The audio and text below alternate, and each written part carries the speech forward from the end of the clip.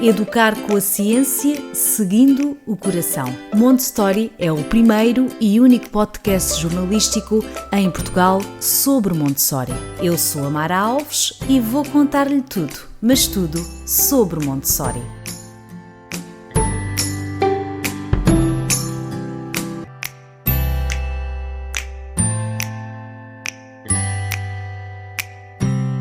Olá a todos, pais, educadores, cuidadores, sejam bem-vindos ao Montessori. Hoje falaremos da relação adulto-criança.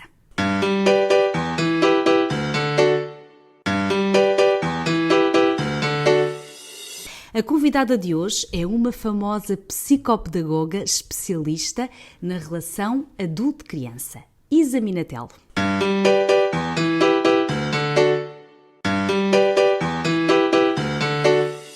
Oradora do TEDx com mais de 1,2 milhões de visualizações e com mais de 500 mil de seguidores nas redes sociais. Autora dos livros Crianças Sem Limites e Temperamentos Sem Limites. Psicopedagoga especialista em Montessori, programação neurolinguística. Foi o filho, Petros, que levou a Isa a procurar mais informação para entender melhor como a cabeça e o comportamento de uma criança funcionam. E foi isso que mudou a sua vida. Há mais de 10 anos que Isa cria conteúdos sob a perspectiva da criança para os pais e educadores que entendam o que sentem as crianças. O seu objetivo, segundo ela, é crescer junto com as pessoas que apoia, disseminando uma educação de qualidade, empática e que coloca a expansão da consciência sobre a criança, o seu temperamento e sentimentos em primeiro lugar. Olá, Isa! Olá, querida! Que prazer estar aqui, que delícia, que honra! Muito bom!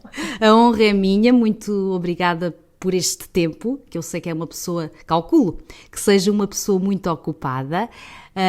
Agradeço por isto e acho que vai ser assim uma delícia de conversa, como não ser com Isa Minatello, não é? Oh, coisa boa, Mara, que generosa. Eu estou muito feliz, adoro disseminar sobre Montessori, então compartilhar aqui é uma oportunidade que faz parte da minha missão, daquilo que eu carrego na vida como legado, como missão, como a história que eu estou escrevendo. Então, fico muito feliz com essa chance. Muito, muito obrigada.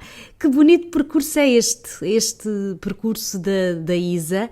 A Isa, como muitas de nós, também o seu filho mudou o rumo da sua vida a vários níveis, mas também a nível profissional. A sua vida profissional antes do nascimento do seu filho nada tinha a ver com a educação. Quando e como é que se deu esta viragem? É interessante, né? Eu era uma pessoa de mercado, trabalhava no RH de uma grande empresa, da HP, né? Que deve ter em todo lugar HP de computadores, impressoras, né? E tal. Então, fazia carreira ali. Na verdade, já tinha trabalhado para o Sebrae também, disseminando treinamentos na parte de empreendedorismo. Então, eu tinha essa coisa do comportamento empreendedor muito forte. E, de repente, me vi grávida nessa oportunidade no HP e o meu plano era continuar trabalhando muito, né? E, afinal de contas, na minha cabeça, uma criança não podia mudar tanto assim a vida de uma pessoa, né? Mal sabia eu o que estava por vir, né? Mas depois que ele nasceu, eu fui obrigada a me dedicar a ele, porque ele demandou muito, ele chorou muito, ele teve um monte de problemas físicos mesmo. E hoje eu entendo que era um grande convite da vida para parar, desacelerar e olhar para aquela criança, né? E a partir desta relação adulto-criança, portanto, aceitando os convites que essa criança que veio para mim, que não foi por acaso que foi essa desse jeitinho, me fazia, né? Eu realmente poderia crescer muito, eu poderia aprender muito e eu poderia, talvez, naquele momento de maior dor da minha vida, porque foi a maior dor da minha vida no sentido de o maior desafio que eu realmente não estava dando conta de porque na altura não se conseguia entender, não é? O que é que isto significa, Exato. Não é? Na altura a pessoa só consegue ver caos, não é? Só o olho do furacão, como eu brinco, sabe? Eu ficava girando naquele furacão e não conseguia sair dele. Né? E a sensação de que aquilo nunca ia acabar e que eu tinha era acabado com a minha vida. Era a sensação horrorosa que eu tinha naquele momento, né? Mas depois as coisas foram se, né, estabilizando muito lentamente. Até os 3 anos de vida dele foi realmente muito difícil. E alguém me disse, Isa, mas você já estudou para ser mãe? Você já estudou sobre bebês? E eu falei, caramba, como é que eu nunca tinha pensado nisso? Porque é estranho, não é? Porque estudar? Porque há sempre aquela ideia que é de instinto, não é? Nós sabemos ser pais por instinto, mas é errado, não é? Eu acho que é errado. Nem tudo é instinto, nem tudo. Eu diria que é limitado. Sim. É limitado, porque é claro que o instinto tem um papel importante, mas a gente está tão desconectado do próprio instinto, pela cultura, pela correria, pela dinâmica de vida que a gente tem levado hoje em dia, na sua maioria, né, das pessoas e das culturas, que a gente não se conecta mais com o nosso instinto. Então, o estudo para mim, inclusive o estudo de Montessori para mim, foi uma forma de reconectar com o meu instinto materno, né, com a minha intuição, com Sim, o porque meu saber. Como é que se vai confiar na intuição, só na intuição, quando a vida às vezes é caótica, não é? Às vezes não há tempo para pensar, não é? É mesmo assim. E por que jogar fora também tanto conhecimento que hoje já temos, né? Por que não lançar mão disso tudo em concordância com a nossa intuição, com o nosso instinto, com o nosso sentir sobre tudo isso, né? Eu acho que esse nosso instinto, essa nossa intuição que a gente resgata e que a gente reacende em alguns casos, no meu foi, né? No meu foi resgate, né? Ele serve como uma grande bússola, um grande filtro para aquilo que vem de fora. Então, por exemplo, as pessoas agora nos escutando, né?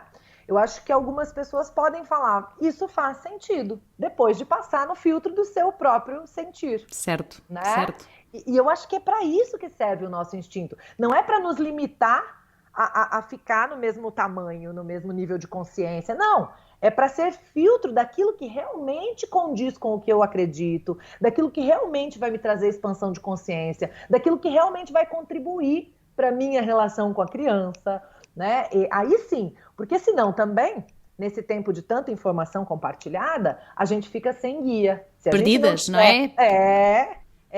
Perdida por excesso de informação. Porque a gente já ficou perdido por falta no passado. Verdade. Por isso é que nestas coisas também da parentalidade, da maternidade, é como a Isa aqui diz, deve-se seguir o instinto também para aquilo que nos identificamos. Não é? Há pessoas que se podem identificar com Montessori, há pessoas que se podem identificar com o pensamento positivo, a disciplina positiva, aliás, peço desculpa, a disciplina positiva. O importante aqui é cada um de nós, não é? Cada pai, cada educador, cada cuidador, seguir o seu caminho, não é? E ter a consciência que a maternidade de hoje e tocar uma criança hoje não é igual como há 30, 40 anos. Por isso é que às vezes aquela frase... no meu tempo não foi preciso nada disso, não é? Acho que todas nós já ouvimos isto. Eu não fui criada assim, estou aqui. Tudo bem, mas estamos aqui como, não é? Com que traumas, com que crenças, com que pensamentos. Por isso é que é importante ter esta consciência que é, de facto, essencial procurar informação daquilo que mais se identificam. Isa, esta busca de informação, quando é que começou a sentir que queria partilhar isto com o mundo? Isso é muito interessante. E complementa a primeira pergunta que você me fez, que eu acabei fugindo, que eu viajei nas conversas aqui. Ainda pode responder. Desculpa, vamos lá. Eu também acabei por viajar. Não tem problema, isto é um podcast, é conversa mesmo. Que bom. Eu já dava treinamentos, mas nada a ver com a criança, né? Certo. Então eu dava treinamentos na HP, no Sebrae, onde eu tinha trabalhado antes e tal, mas não tinha essa temática. Só que quando eu comecei a viver essas coisas com meu filho, e quando alguém me perguntou se eu já tinha estudado, e eu não tinha estudado, mas quando eu comecei a estudar e ficou muito melhor a minha vida, a partir daquilo que eu estava estudando, eu comecei a me perguntar, por que ninguém me falou isso antes? Por que a gente não aprende um pouco sobre isso na escola? Por que isso não é disseminado? Por que as pessoas não falam sobre estudar para ser mãe? Né? E isso me fez muita diferença. E eu sou um ser que compartilha sempre, né? Sou da comunicação, né?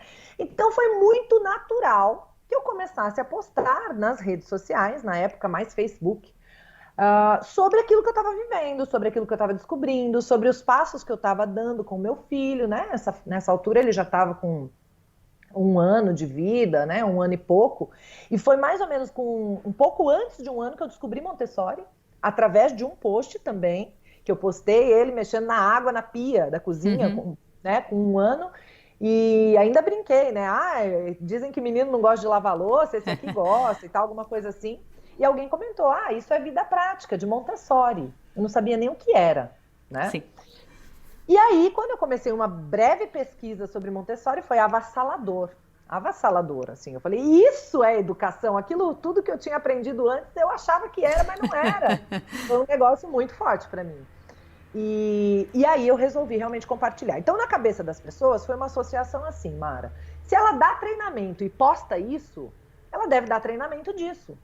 As pessoas assumiram que a Isa poderia ensinar, digamos assim. Isso. E eu comecei a ter demanda de treinamentos na área da educação. Sim. Até convites para congresso de educação, para coisa. E eu falei, meu Deus, não estou preparada para isso. Eu preciso, então, me preparar para isso. Né? E aí foi que eu percebi que tinha demanda, que tinha um espaço, né? E que esse compartilhar, que antes tinha sido apenas por dividir mesmo da vida, como qualquer um faria, não com a intenção, nunca foi minha intenção trabalhar com isso diretamente, nunca foi. A coisa foi acontecendo. Aconteceram, claro. E aí eu fui sendo absorvida, e o que eu fazia antes, falar sobre outras coisas que não fossem essas, sobre a relação adulto-criança, começou a não ter tanto sentido. Mas demorou, tá? Foi uma transição. Claro, não é de um momento para o outro. E depois, ou seja, o caminho começou em Montessori para perceber o que é que a criança também sentia e foi aí que talvez, não sei, que tenha começado também a entender esta relação de adulto-criança, porque tudo começa no adulto, não é? Às vezes estes estudos todos, estas pedagogias, havia alguém no outro dia que dizia, isto não é sobre a criança, é sobre mim, adulto, não é? Como é que nós reagimos à criança, não é? Quais foram depois as áreas que a Isa sentiu necessidade de ir buscar mais informação para se transformar na grande referência que é hoje? Não, gente, isso é bondade sua, né? É a parte da grande referência. É verdade. Querida, olha, Montessori foi nesse comecinho e foi para mim transformador. Montessori colocou por terra o que eu via sobre criança, que era um ser que manipulava os adultos, que era um ser que testava os adultos, como se fosse uma inteligência muito maior do que a dos adultos, colocando os adultos à prova, né? Ao mesmo tempo que você dá muito poder àquela mente tão ainda imatura, né? Você subestima outros pontos que ela já é muito capaz. É verdade, é verdade. Uma inversão, né? Uma É como quer dizer, tem inteligência para nos provocar porque está a tirar constantemente o objeto para o chão, não é? Mas depois não tem inteligência. É um bocado esquizofrénico até da nossa parte, achar que... É louco, é maluco. Verdade. A gente é maluco e não percebe, seguindo o bonde da cultura, como está posto, né? E aí eu fui me dando conta disso, eu fui me dando conta do que aquilo que eu percebia como educação até então era muito mais adestramento e muito menos educação. Tinha muito mais a ver com o adestramento do comportamento, um adestramento social. E manipulação, né? Da parte do adulto. Isso, com chantagens, com castigos, com manipulação. E não tinha quase nada de educação. Que tinha educação que teria a ver com a consciência, com a reflexão, com ensinar a pensar, ensinar a tomar boas decisões, ensinar a se conhecer.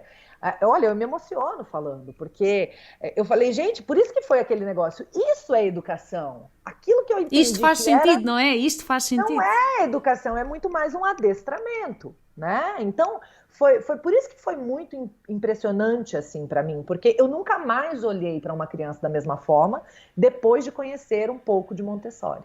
E né? depois daí, o caminho? Eu já estou a dizer isto, estou já a orientá-la. Sim. Eu não estou a brincar. Porque vou indo, né? Não, é maravilhoso, é maravilhoso. Mas é também para as pessoas entenderem, depois desta descoberta de Montessori, a Isa não ficou por aqui. Escalou para que áreas? Eu já tinha um estudo sobre temperamentos, que eu já utilizava nos treinamentos com empresas, né, com outros RHs da vida que eu trabalhava, e que eu trouxe para a relação adulto-criança. Eu falei assim, uau, com esse conhecimento agora sobre a mente infantil, se a gente somar com temperamentos, isso explica muita coisa. E é incrível como as coisas que são diferentes depois se unem. Por isso é que o conhecimento nunca é demais, não é? Às vezes somos de áreas diferentes, mas depois as coisas acabam por haver uma simbiose, não é? De conhecimento. Elas se encontram muito, muito. Quando você falou, por exemplo, sobre... Você pode ser mais da linha de Montessori ou mais da linha da disciplina positiva. Para mim, é muito complicado separar essas coisas. Sim. Eu vejo que elas se encontram muito, muito, muito, muito, né? Apesar que, no meu ponto de vista, né, Montessori é um universo no qual está contida a disciplina positiva. Sim, Montessori aborda muito mais coisas. É, né? Muito profundo, é ciência.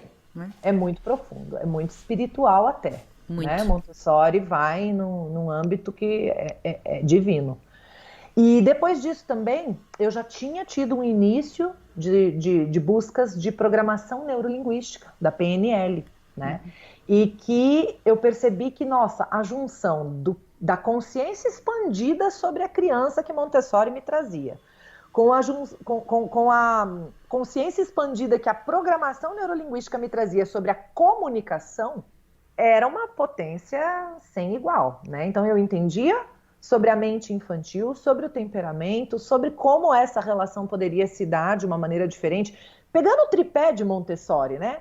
O papel do adulto consciente, do ambiente preparado, entendendo um pouco mais da criança e lançando mão dos recursos da programação neurolinguística para conduzir aquela criança pela vida, que é guiar, não é guia Montessori, né? Então, a programação neurolinguística me dava uma caixa de ferramentas para guiar.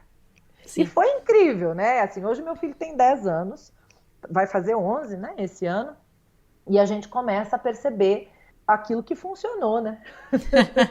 Exato, agora já pode dizer, não é? Agora já pode dizer, afinal funcionou. Até agora funcionou. Sabe o que funcionou, o que não deu tão certo, então a gente já começa a ter um balanço de, assim, se foi um acerto essa junção toda, né? Daqui a 10 anos faz um novo balanço. Um novo balanço, até porque a vida é muito dinâmica, né? Sim. A vida é muito dinâmica. E a criança é gerúndio, né? Está sendo, está se formando, está acontecendo, né? Então, a gente nunca pode dizer pelo futuro. Mas desses 10 anos, eu posso dizer que, assim, é muito lindo o que eu percebo, né? Do meu menino, que não é perfeito, não é essa ideia, que não tem que dar conta de ser filho de alguém que fala sobre Montessori, sobre educação, sobre... Não, que tem suas falhas, que tem seu temperamento forte, com seus desafios, com seu caminho de evolução, de amadurecimento, de melhoria infinito que todos temos, né? Mas que até aqui se mostra uma criança que consegue estar nos ambientes de maneira adequada, que é feliz, que a Montessori também fala sobre isso. Isso é o mais importante. Se a criança é feliz, está tudo ok, não é? Né? Como forma de validar as nossas escolhas de métodos pedagógicos, né? É muito lindo isso. Então é muito bacana perceber que a junção disso tudo, como diz no Brasil, não sei se fala aí também, deu um caldo bom.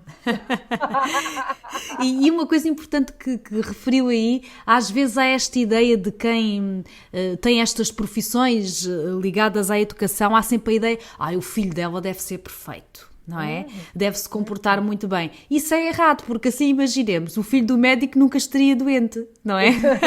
Perfeito. Não é? Não podemos também ir por aí. O filho da Isa é uma criança como as outras, obviamente, só que a Isa tem técnicas, não é?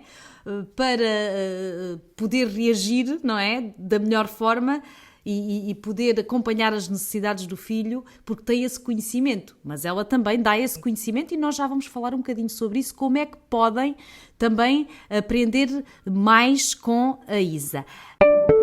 Obrigado por ouvir este podcast. Clique em seguir para ouvir os próximos episódios. A Isa Minatel é uma referência neste universo educacional principalmente na relação adulto-criança. Uma das bandeiras que a Isa defende é uma educação de qualidade e empática, em que a consciência da criança esteja em primeiro lugar, digamos assim, os seus sentimentos. Durante estes 10 anos de experiência nesta área, se pensarmos assim um bocadinho das coisas, das dúvidas que lhe têm chegado, quais são assim as principais dúvidas que os adultos têm em relação às crianças? É muito interessante porque as dúvidas que me chegam mais são as dores que os pais sentem com relação aos comportamentos das crianças. Então, uma dúvida que eu acho que é campeã na minha vida é sobre a birra. Claro. Como lidar com a birra da criança? O que fazer quando a criança entra numa crise de birra, né? Quando se joga no chão, quando arremessa objetos, quando bate na própria cabeça, quando bate na gente, né? O que fazer nessa hora, né? Eu acho que essa é uma dúvida bem campeã de audiência, eu diria. Assim. Essa vamos falar aqui um bocadinho. Eu vou revelar que no fim desta conversa a Isa vai responder a 2 perguntas que os meus seguidores fizeram quando eu anunciei que ia entrevistar a nossa querida Isa, e depois nessa altura a Isa vai dar aqui uma dica de como é que vocês aí em casa lidam com essas birras. A segunda pergunta que tenho aqui neste contexto é: quais, na sua opinião, quais são os principais obstáculos da relação do adulto com a criança? Sim, eu penso que a falta de conhecimento é o principal obstáculo, sabe, Mara? Porque às vezes eu vejo pessoas dizendo que é mais fácil fazer desse jeito, dar castigo, dar punição, ou recompensas. É mais fácil, o pai tem preguiça, a mãe tem preguiça. Não é verdade. A maioria dos pais e mães não conhece outra forma que eles vejam que funciona. Claro. Por isso eu acho que a falta de conhecimento é a ignorância. Ignorar no sentido de ignorar mesmo, não saber que existe uma outra forma efetiva e mais potente de conseguir bons resultados. Né? Esse eu acho que é um obstáculo importantíssimo. Além da ignorância, o medo. O medo de fazer diferente, de fazer diferente. É porque as pessoas, elas, como a gente falou, né? Eu apanhei e tô aqui, funcionou. De um jeito ou de outro, eu fui educada na força, né? Mas deu bom, tô aqui, produzo, ganho dinheiro, sou uma boa pessoa, não roubo, não mato, não, né? Então as pessoas... Então o medo de não ter este resultado no caráter. E também, talvez, de validação, não é? De validação dos outros, da família. Também. A lealdade, né, que a gente fica, né? Como eu vou não seguir um caminho... É isso, como eu vou... Às vezes, né? Em Montessori, como é que eu vou pôr o meu filho a dormir no chão? O que é que a minha mãe vai dizer? O que é que a avó vai dizer?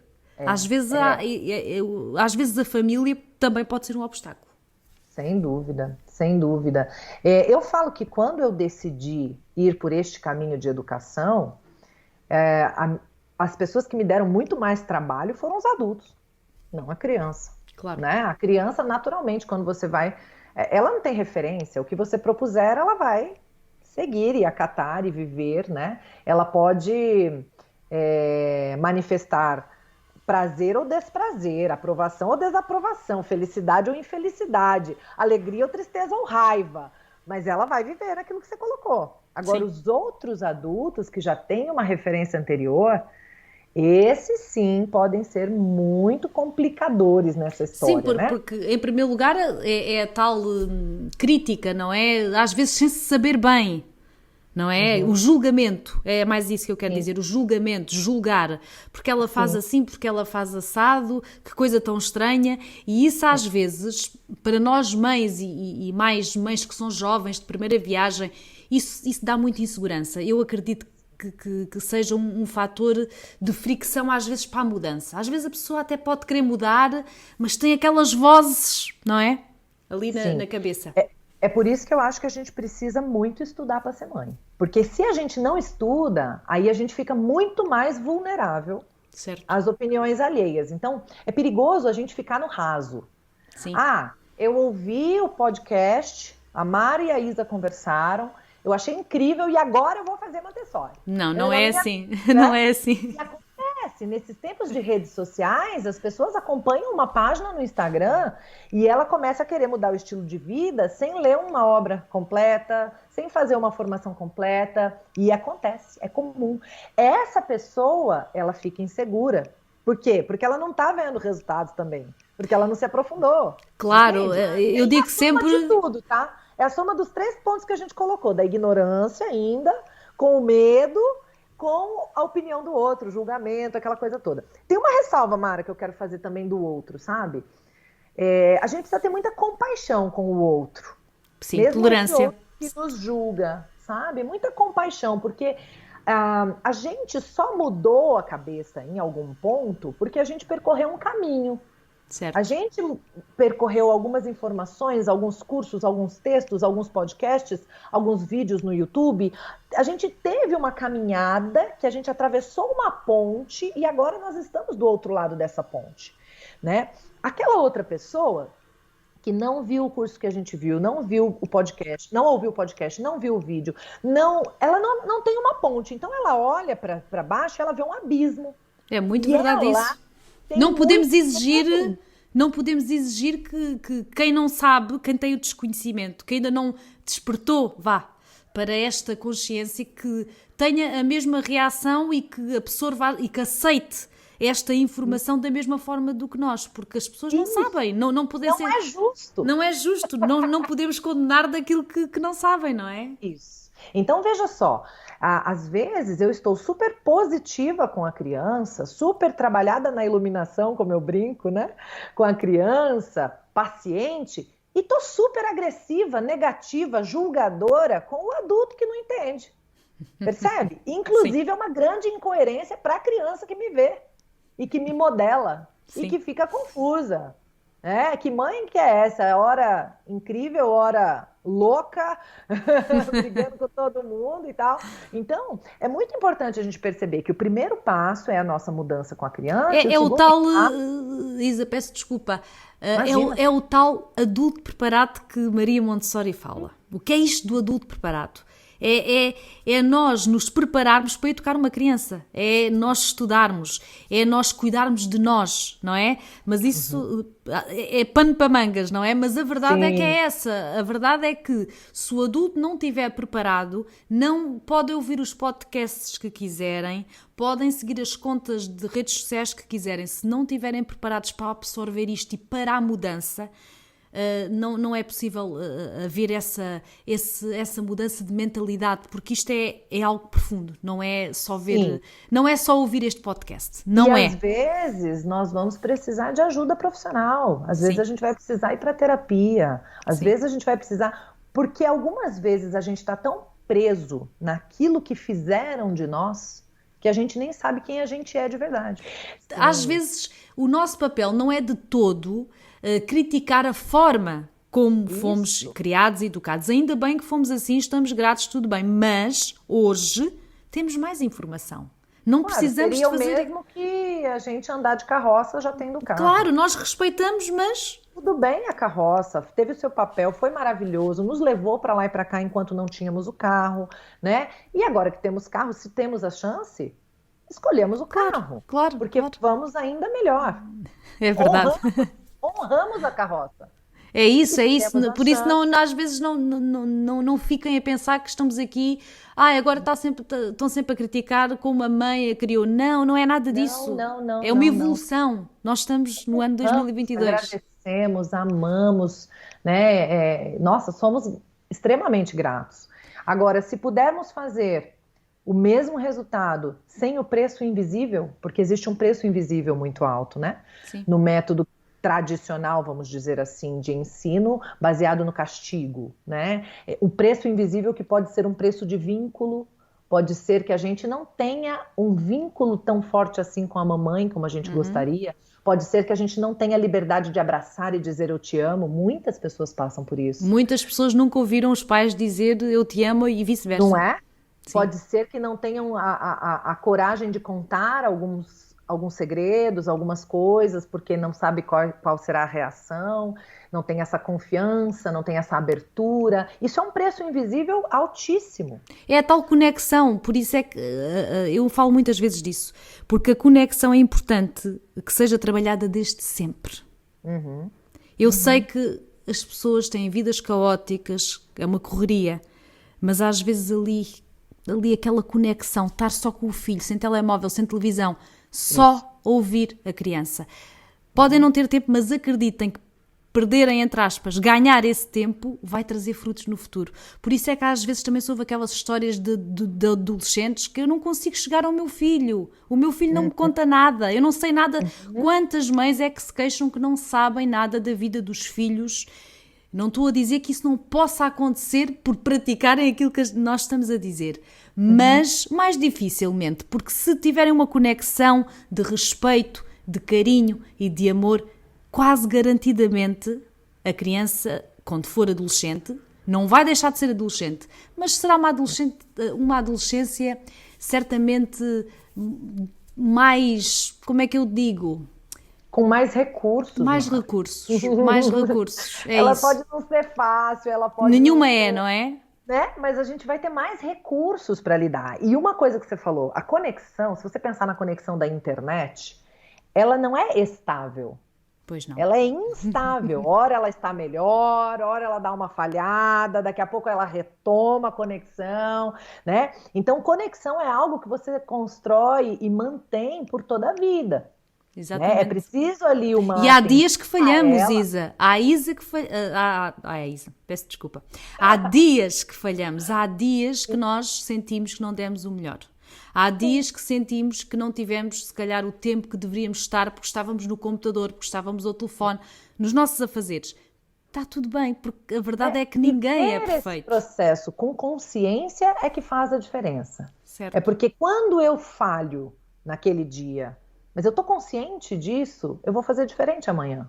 Verdade. Agora, quando eu falho naquele dia e não estou consciente disso, amanhã eu vou fazer igual, e daqui a pouco, quando ele crescer, eu vou falar por que que eu não fiz, por que que eu não fiquei, por que que eu não... Isso se a consciência vier quando ele crescer, porque tem gente que não vai ter nem a consciência. Não vai ter nunca, claro. E vai achar que um problema é da criança, agora é do adolescente, que não tem jeito, que não se emenda, que não se arranja. Que antes era assim, que era assado, pois também há essa... às vezes há pais que dizem, mas ele quando tinha 10 anos era tão fofinho. Então, mas quer dizer, a criança tem várias fases de desenvolvimento e às vezes, por que não olharmos para nós, para o nosso percurso? Como é que nós como é que nós fomos, não é? Não fomos também sempre certamente iguais. E outra coisa que é importante aqui dizer, Isa, é que esta fase da adolescência, que acho que é difícil para todos nós, a diferença de existir a conexão é que depois nós voltamos. Entendo o que eu digo? Era aí onde a gente ia chegar, Mara. Chegou onde eu ia falar, perfeita. O adolescente, ele se distancia, faz parte do processo dele. Ele está num processo de individuação que ele já passou lá nos 2 anos, quando a gente fala terríveis 2 anos, adolescência da infância. Acontece lá nos 2 anos alguma coisa parecida, por isso chamam de adolescência da infância. Aí depois, na adolescência verdadeira, né, cronológica, vamos dizer assim, acontece esse distanciamento de novo, em que o adolescente ele quer saber quem ele é e não seguir o que o pai e a mãe diz. E é natural que assim seja, não é? Acaba não tendo mais a relevância que dava e ele quer um caminho dele, ele quer uma coisa dele e do grupo dele, que está na fase do grupo também, né? Se a gente conseguiu consolidar a conexão, né, uma base forte, se a gente sabe que isso está acontecendo e não leva para o pessoal, se a gente entende o processo cerebral, o processo de desenvolvimento, o processo da criança e agora do adolescente, né?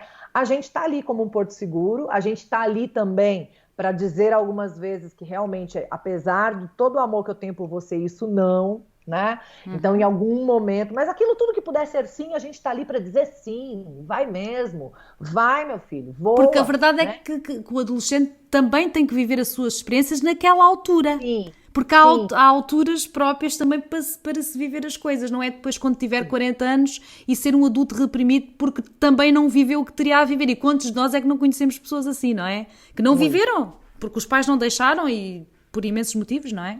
É um lamento. E às vezes acabam com família e casamento porque vão viver a adolescência que não puderam viver na fase de adolescência. Sem né? dúvida.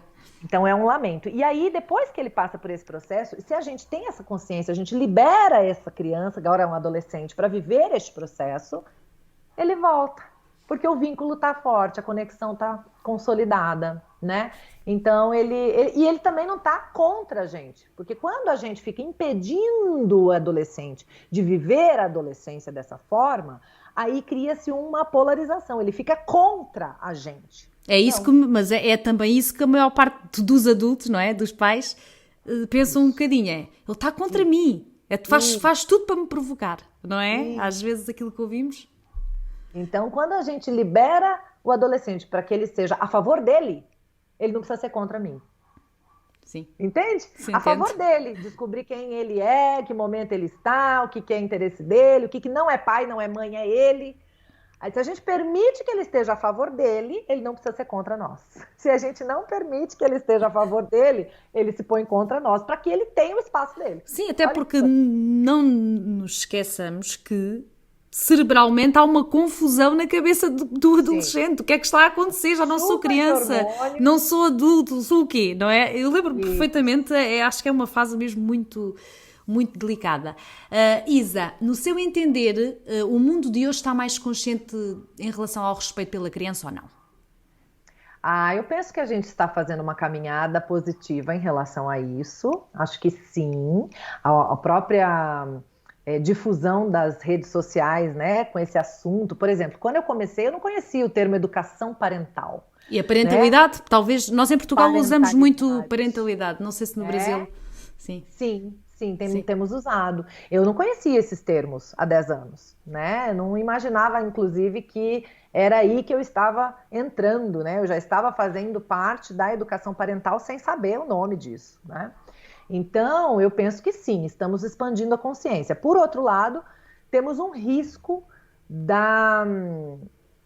do raso, de ficarmos no raso, né?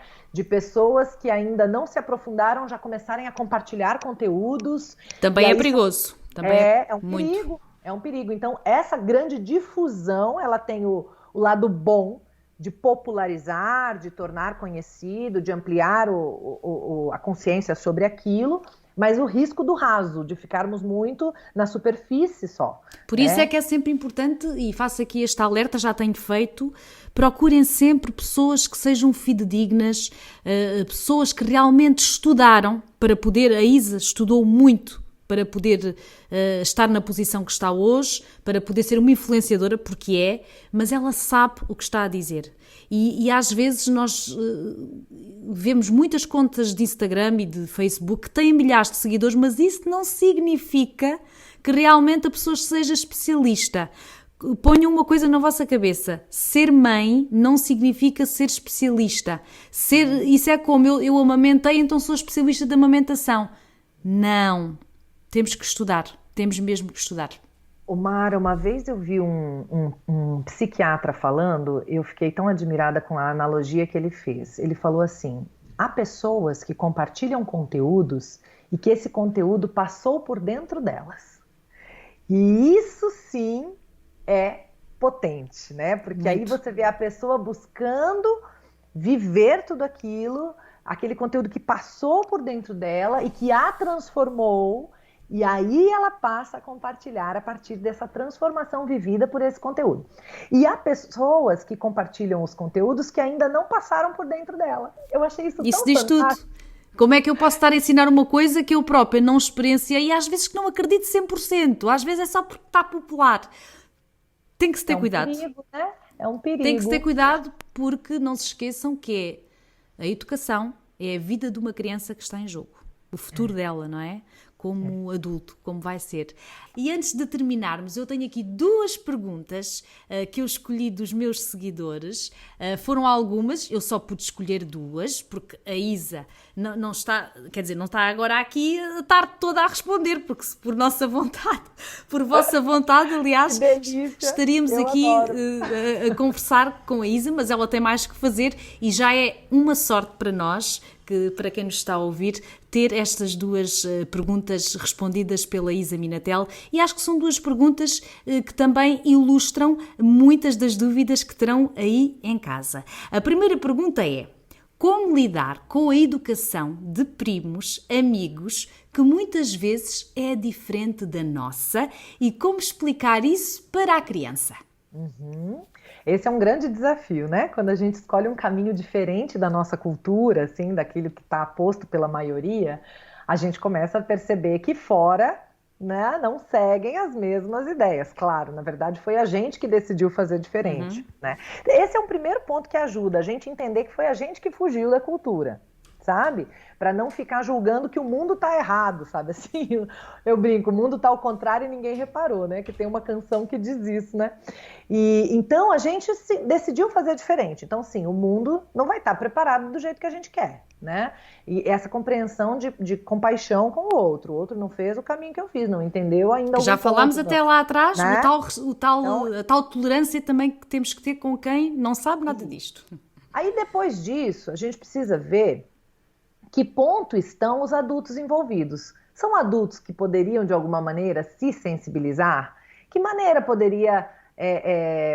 eu poderia tocar o coração e a mente desse outro adulto? Eu tenho uma chance... O que é importante para ele? Né? O que é importante para ele? O que é valor para ele? Se eu mostrar que desse jeito ele está indo contra esse valor que é importante para ele, será que isso pode fazê-lo pensar? Né? Então, de que maneira eu vou conseguir influenciar essa outra pessoa positivamente? Sem brigar, sem querer ser professora dela, sem querer arrumar confusão, né? Então, eu vou pensar com estratégia. Nesse ponto, a PNL me ajudou muito, Mara, na minha experiência como mãe, a programação neurolinguística. Porque às vezes, Isa, dizer, eu sigo Montessori, é um muro que se coloca lá, não é? Que se coloca já ali entre nós e a outra pessoa. Pessoa, o quê? Manias, modas, não é? Por isso que é importante a gente pensar não o que é importante pra gente, o que é importante pra outra pessoa. Certo. É uma boa dica, aí, sem dúvida. Quando eu vou do lugar do que importa a ela, eu tenho uma chavinha que pode abrir uma portinha na cabeça dela. Sim. Sabe? Mas não do meu ponto de vista, do dela. E para a criança, como é que eu explico? Imagina uma criança com 6 anos ou 7 que... A nossa educação aqui em casa é diferente da do primo. Quando ele é com 6 ou 7, ele já está comparando isso tudo, né? Ele mesmo já está falando assim, nossa, mamãe, eu tive essa experiência. A mamãe do amigo precisa estudar Montessori, meu filho falou. Falei, por que, meu filho? Não, porque ela grita muito com ele. Então é interessante, né? Eles começam a comparar.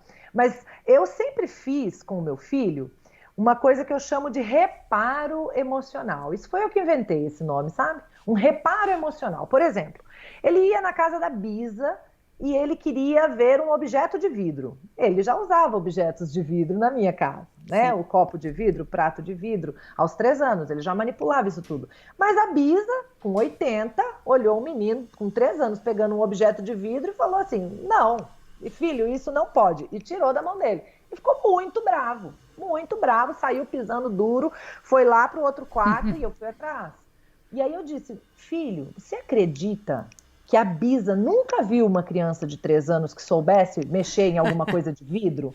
Então eu vou tentando trazer para ele a compreensão sobre o mundo dela. É uma excelente dica, ouçam isto. Sabe? Porque, assim, às vezes a gente quer que o adulto fique entendendo a criança, mas a gente não se dá o trabalho de fazer a criança entender também o outro adulto, né? Então, por muitas vezes eu disse pro meu filho, que pena, meu filho, ela não sabe que você já entende, ela não sabe que você já dá conta, mas ela vai entender, se você mostrar para ela, conversar com paciência, ela vai perceber que você já sabe. Então, eu fui mediando, ajudando. Agora também, Mara, devo dizer nessa pergunta que existem pessoas que a gente, às vezes, diminui um pouquinho a frequência do convívio, por um tempo. E isso pode acontecer quando a mãe ou o pai notam que a criança alterou o comportamento, por exemplo? Por exemplo, até os 3 anos a criança, é a mente absorvente inconsciente, né, que Montessori fala, eu digo que a criança ela é muito moldável, ela é como água, você põe na caneca, pega a forma da caneca, você põe na bacia, pega a forma da bacia. Então até os 3 anos, ela vai de um jeito para casa da avó, volta de outro, sabe? Certo. E às vezes os pais queixam-se disso, não é? Cá em casa faz assim, na casa da avó faz assado, não é? Então, assim, se isso for muito prejudicial, se isso estiver sendo realmente muito contrário ao que os pais acreditam, então eu posso espaçar um pouquinho, diminuir um pouquinho. Não distanciar e romper, né? Porque isso também traria um mal danado para a criança, imagina, Sim. né? Uma perda enorme. Mas, assim, talvez diminuir, visitar com um tempo menor. Eu ia ficar a tarde inteira, eu passo 2 horas e vou embora, né? Eu ia todos os dias, eu passo um dia sim, um dia não, sabe? Eu vou dando um pouquinho mais de respiro para essas relações, né? Tanto para que eu me programe a paciência e né? E trabalhe a minha meditação e a minha respiração. Às vezes não há respiração que salve. Sabe? E a gente percebendo a minha mãe fala de uma distância saudável. Boa. Ela fala, eu preciso encontrar a distância saudável. É isso, e nunca se esqueçam que por um bem maior que é o bem-estar dos vossos filhos, não é? Por isso não se sintam também culpados se sentirem que têm que fazer esta distância saudável, digamos assim. Isso, e se a gente tiver maturidade, fazer isso com elegância. A gente não precisa dizer, você fica fazendo isso, agora eu não vou mais vir aqui todo dia. Não. Claro. Não. Discretamente. Discretamente, com calma, com elegância, né? E de repente até em algum ponto a chavinha vira e a gente começa a ter mais facilidade, a criança vai crescendo também, e aí vai ficando mais fácil, começa a retomar os encontros com aquele primo que era mais difícil, aí num outro momento ver como é que tá, às vezes a fase muda e as coisas Sim, estão a verdade também é que nada é para sempre. Não é? Nisto da maternidade, então, todos os dias há mudanças. A segunda pergunta, que acho que a Isa já recebeu esta pergunta milhares ou milhões de vezes, mas aqui vai. O que fazer para não gritar com os filhos quando se chega à casa cansada e os filhos não colaboram para nada? Não querem tomar banho, não querem comer. Muito bom. Depende muito da idade das crianças, mas eu digo que falar o idioma da criança ajuda muito. Porque às vezes a gente fala assim, tá na hora de comer, tá na hora de tomar banho. Filho, vamos, já deu. Chega, desliga isso. Vem pra cá. Isso não é o idioma da criança. O idioma da criança é o lúdico. E o lúdico passa por brincadeira, historinha e musiquinha. Isa, tô cansada pra brincar. Então grita. Não cansa também? Cansa também, gente. Gritar cansa, brigar cansa, gasta energia, coloca cortisol e adrenalina, que são os hormônios do estresse, no nosso cérebro, dificulta pra dormir. Então, assim, a gente tem que escolher o cansaço. Eu prefiro cansar brincando, cantando musiquinha, contando historinha, criando situações lúdicas e conduzindo as crianças, né? E sem despejar no nosso e no cérebro delas também, os hormônios do estresse, que aí vão dificultar mais o resto da vida. A noite de sono complica, o dia seguinte complica, né? Então eu acho que a gente na vida de mãe tem que escolher como vai se cansar. Não tem a escolha de não se cansar, sabe? Sim, porque às vezes aquela via das ordens só nos vai irritar mais, porque se a criança não está para aí virada de tomar banho ou de comer e nós tens que comer, vamos tomar banho, ela não vai, isso só nos vai, é desgastante, a verdade é que é, não é? Mas esse é um primeiro ponto. O segundo ponto, a gente tem que descobrir por que a gente grita antes da criança. Assim, o que nos faria gritar, que gritos a gente quis dar com o nosso pai, com a nossa mãe, com o nosso companheiro ou companheira, que gritos a gente não deu e que agora sai com a criança. Isso é um ponto muito importante do adulto. E muito forte, porque acho que acontece muito isso. Sabe? Porque eu posso ter o costume, eu posso ter aprendido isso, eu posso ter vivido num lar, né, como você colocou, que se gritava, então eu tenho isso como, né, um aprendizado, mas eu preciso ter dentro de mim uma motivação que me faz querer gritar. Eu tenho que ter... Eu, por exemplo, vou falar de mim, eu tinha alguns perdões que eu não liberava, sabe? Que eu achava que não era justo liberar esse perdão para o meu pai, por exemplo, fazer tudo o que fez e agora ficar bem, porque eu perdoei. Então, meu perdão era o que segurava como forma de fazer justiça. Alguém tem que botar uma coisa, uma barreira, não pode ficar tudo bem, tendo feito o que ele fez. Olha só, né? que pessoa querendo ocupar o lugar de Deus para fazer a justiça com a outra pessoa, né? Mas nós temos essa tendência, a verdade é que temos. Quando me dei conta disso, percebi que muito da minha falta de paciência vinha daí. Eu gastava uma energia tão grande mantendo aquela raiva, aquela falta de perdão, aquele negócio para fazer justiça com o outro, que me faltava paciência com a minha criança. Porque a minha energia vital estava deslocada nisso. E isso também é viciante. Viciante, emoção vicia. Né? Essa emoção da raiva e do perdão. Porque é sempre aquela coisa, mas o meu pai ou a minha mãe tratou-me assim. Parece que temos a necessidade de estar sempre a falar naquilo, não é? É uma casa emocional, Mara. A gente, sem querer, desde a infância, escolhe uma casa emocional. A minha era a raiva, por exemplo. Sim. Né? Que era para onde eu ia sempre que o bicho pegava. O bicho pegou em alguma situação, raiva, muita raiva, sabe? E foi difícil, tem sido ainda anos de trabalho para conseguir encontrar novas casas. Né? Novas casas. Às vezes a emoção que vai me abrigar por esse momento é a tristeza. É nessa casa que eu vou ficar por um tempo, até porque é ela que vai me fazer empatizar e conectar com o outro, né? Ou agora é outro momento, eu preciso sentir até um pouco de medo de perder esta relação se eu continuar com tanta raiva, sabe? O medo também vai me trazer alguma outra coisa, e de repente eu consigo até chegar num ponto que eu vou para um lugar de paz, de calma, de alegria, talvez eu consiga chegar depois, né? E a gente vai transitando aí nas emoções, sem ficar morando muito tempo numa casa só. Em termos emocionais, isso pode ser perigoso, né?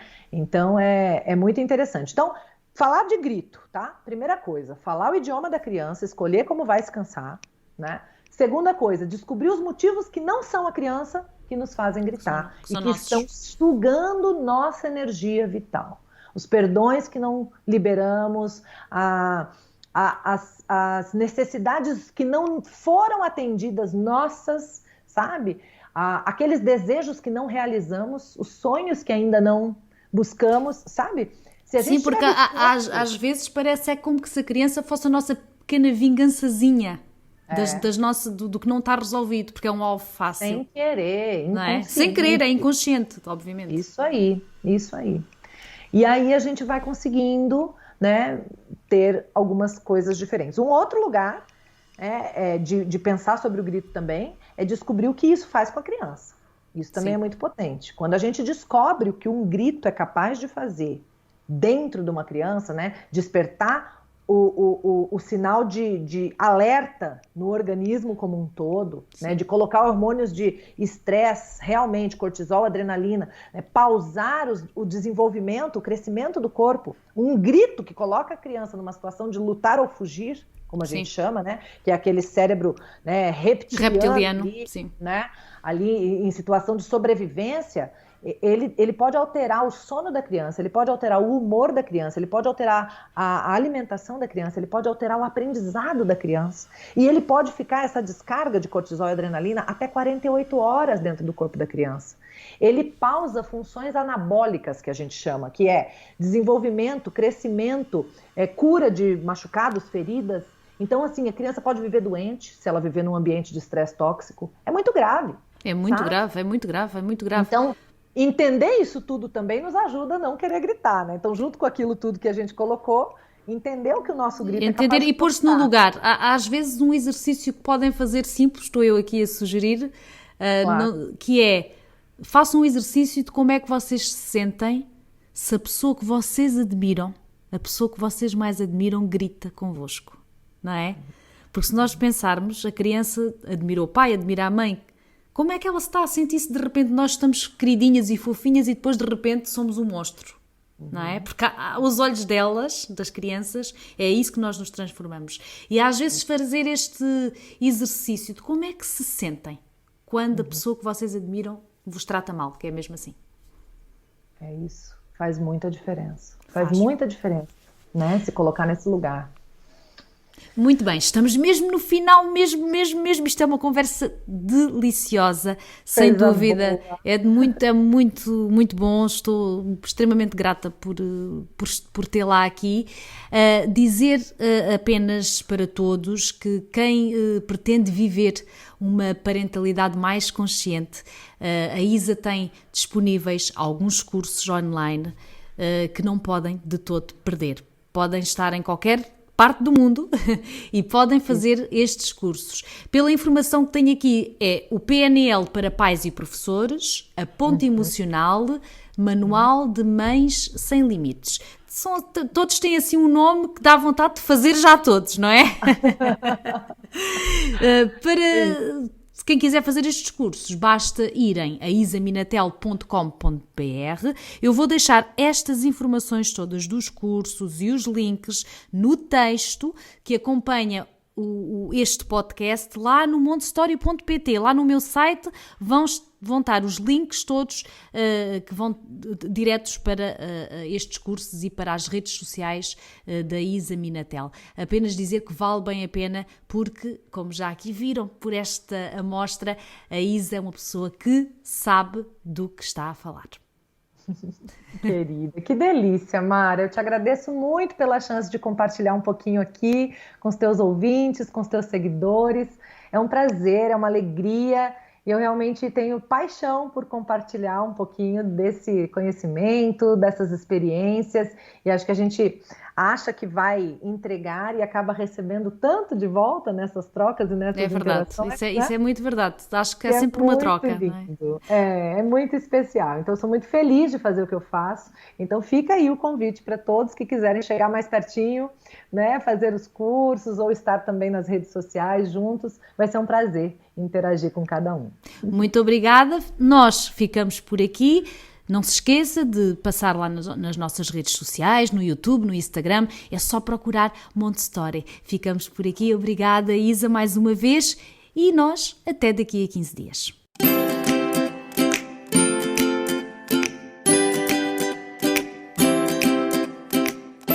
Educar com a ciência, seguindo o coração. Montessori é o primeiro e único podcast jornalístico em Portugal sobre Montessori. Eu sou a Mara Alves e vou contar-lhe tudo, mas tudo sobre Montessori.